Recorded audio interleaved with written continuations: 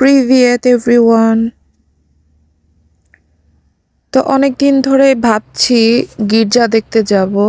দোমপাচাতি থেকে একটু সামনে হাঁটলেই পার্কে একটা বড় গির্জা দেখি।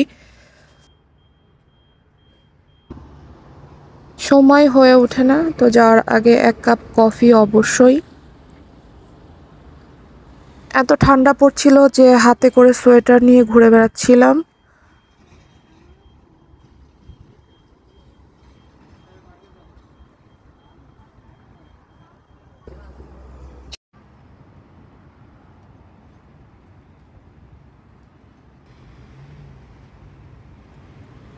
খুবই ক্লামজি ওয়েদার, আর অনেক বাতাস ছিল, একদমই সূর্যের আলো ছিল না।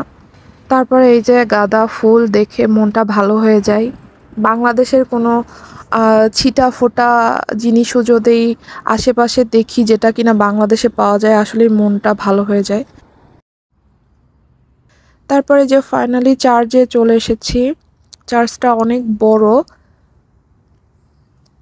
একটু আশেপাশে দেখছিলাম কি কি আছে। ওখানে অনেক রকম ফুল আর ফলের গাছ ছিল। এখানে যে ব্ল্যাকবেরি ধরে ধরে গাছগুলা ভরে আছে ছোট ছোট।